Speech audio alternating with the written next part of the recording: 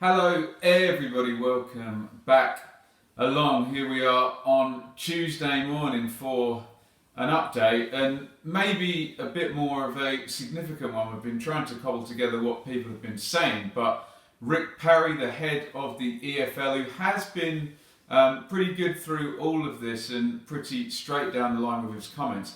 Parry has just got off a conference call to the Digital Culture, Media and Sport Committee this morning, and there's some sense that he's now fed up and he's just gone for it and been pretty honest about a lot of stuff and really pinged the ball back into the court of the Premier League to say, look, the iceberg is very, very near, you need to act. He's been very honest about a lot of things, and frankly I'm pretty impressed with a lot of the comments. We'll go through and you can let me know what you think down in the comments, but he does seem to have really gone to bat for the EFL teams, and he's asked some questions of the Premier League that really do need to be answered now and sort of fairly soon. He said, amongst other things, the EFL need a proper reset post-COVID with clubs currently stacking up creditors, so it looks like we're going to get big changes if Parry has anything to do with it. Difficult to answer how many clubs might go out of business. Again, we know there's a lot of people right on the edge. Obviously, he's not going to be drawn, but he's not underplaying that. Is an interesting one. Our end date realistically is 31st of July because of the situation with contracts. We can't go beyond July. Time is ticking. We've been in this lockdown for many weeks now. I remember the very first video I did, 3 weeks till April the 3rd, and then away we go again. No. And that deadline, I'm glad he's kind of put a number on it now. I know a lot of people sort of informally thought that anyway, but there's going to be a point where it is, no, we're going to have to stop. And there has been a lot of people saying, oh well, finish it whenever you finish it, even if you start it in October or whatever.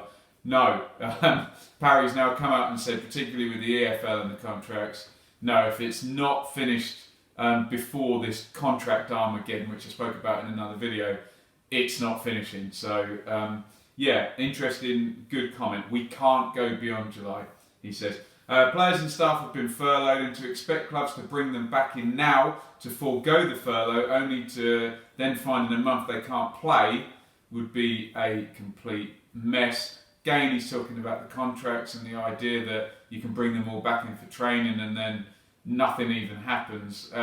Very difficult. We need within days to be taking decisions. That seems to be a prompt to his friends. I'm sure he still has some over at the Premier League. Remember Parry, the chief exec there in the 92-93 season when the monster was created. I wonder if he feels a bit like Oppenheimer creating the atomic bomb. He added, we have a great deal of uncertainty around next season and the undetermined matter of when we'll be able to turn with crowds, which for the EFL is absolutely critical. We're much more dependent on the revenue and atmosphere than the Premier League. The Premier League is aware of our position on that. So again, another sort of barbed dig at the Premier League saying, yeah, you're kind of all right because your model is predicated on 70% of the income all coming from broadcast revenue. These EFL clubs are not in the same position. So while the Premier League waits and waits on the basis that as long as there's TV, they're okay, the EFL needs an answer because TV doesn't matter. Even for Phil Hayes spoken well about this. Even for Leeds, it's not a big load of income, despite all of the eyeballs Leeds and Forest and Sheffield Wednesday draw. It's not a big deal. That broadcast deal is not good and doesn't work out well for these clubs.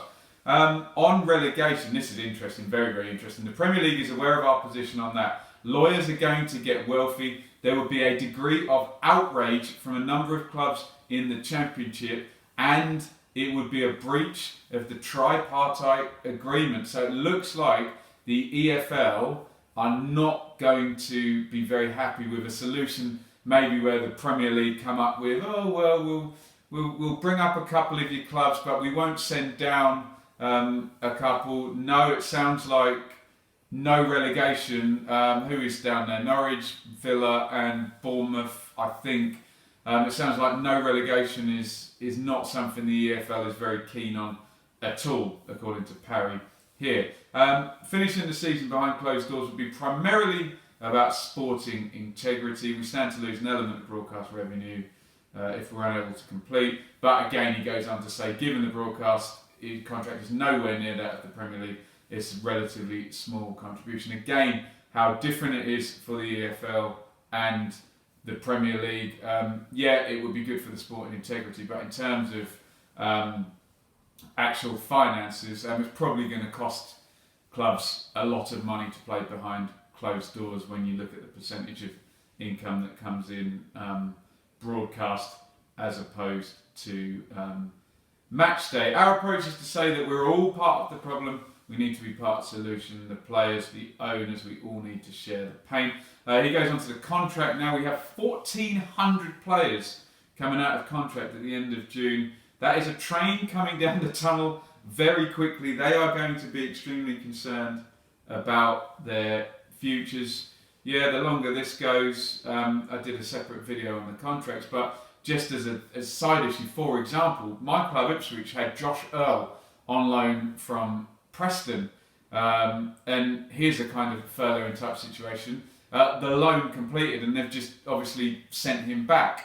So there's going to be situations now coming up with loan players where I guess Ipswich don't want to pay his wage. Well, there's no football and they've just gone back and sent him. So sort of non-vital players in these situations are already going to be sort of kicked to the curb in the way maybe I'm sure Josh Earl's got a contract that goes longer than the end of the season. But you see the situation starting to play out in that way. Parry said he completely agreed that a rescue package would be needed to support EFL clubs.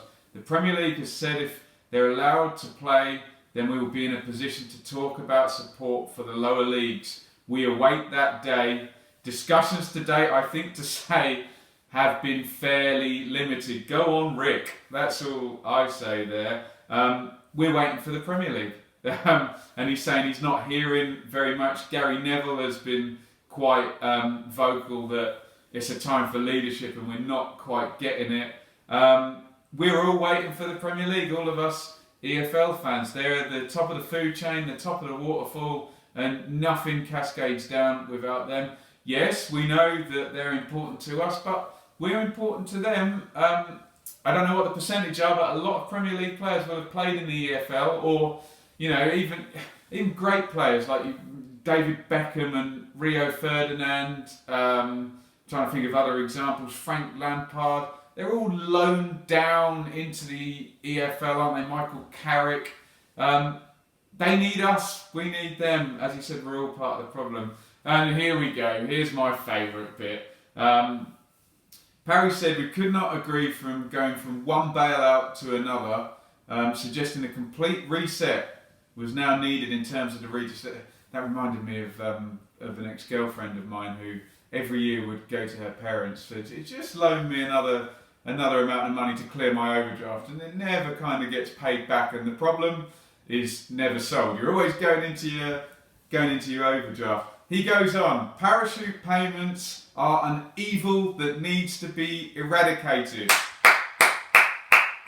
That's all I'm saying to Rick Parry. Well done. I'm glad someone's come out and said it. Yes, they're evil. I've been saying it on here for years. The only people who don't find them evil are clubs that have been in the Premier League and had them. Everyone else thinks they suck. I had a good debate with Kieran Maguire. Kieran agreed with me. Yeah, they're unfair. Yes, they distort the league. But the people that vote for them are the Premier League teams. And getting rid of them would involve the Premier League teams saying, no, we want less money and we want to share it out. And of course Premier League teams coming down relegated, do they want more money or less money? Do they want a big advantage or no advantage? They want more money and a big advantage. But I don't want to go off my parachute payments rant, but to hear the chief of the EFL affirm what many of us have thought for many years, I repeat what he said, parachute payments are an evil that needs to be eradicated. Well done, Rick Parry, for coming out with it. We have 6 clubs in the Championship receiving parachute payments, giving them an average of 40 million per club. The other 18 clubs get 4.5 million, so then they're struggling to keep up. There we go. And it needs a wholesale look at this, and maybe this is the time to fix it up when there is an open dialogue and there is a chance to reset. And even though it doesn't seem like it, maybe the EFL's bargaining power is bigger than it is normally in terms of actually getting something changed and getting something done and making this crazy system a bit more, making that cliff edge, which it is between Premier League, Championship and then Championship League One, just a little bit less ridiculous. Well, it does not want to be a cliff edge. A nice lovely slope, but I know maybe that's not ever going to happen, but surely we can do better. Surely we can do better than 40 million for 6 clubs and 4.5 for the rest of them. Just crazy distortion of the league. But hey, I'm just pleased that the chief of the EFL agrees with me and a lot of subscribers on that. We need to know where we're heading in 2 and 3 years. We need hope, we need a plan, we need some clarity on the long-term future. So there you go, a lot of comments. If you want to reply on individual stuff, please do, please go for it, give your thoughts. I'm not necessarily going to give too much opinion on any of the individual comments here, but what I will say is there's a real sense of Rick Parry saying, Premier League, we're waiting for you, hurry up, everyone depends on you, show leadership, make decisions,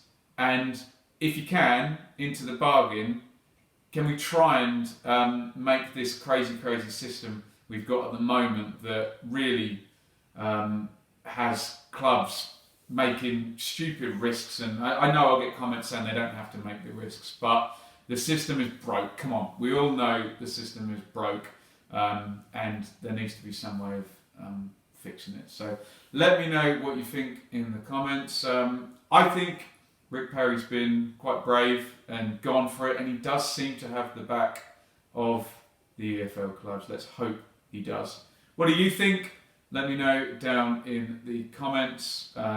As always, it's a matter of opinion, so be kind in the comments. Don't use absolutes on things that are guesses. You come across as very arrogant when you do that in the comments, so please don't do that.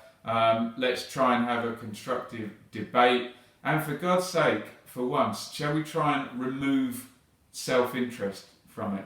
Why not let's talk about 72 clubs or 92 clubs rather than just, oh, what about my club? You know, I know football fans are just like that, but remember, if you've got no one to play against, then there's no sense of competition. Anyway, off my high horse again, get that debate going, and I'll see you on the next video. Thanks for watching.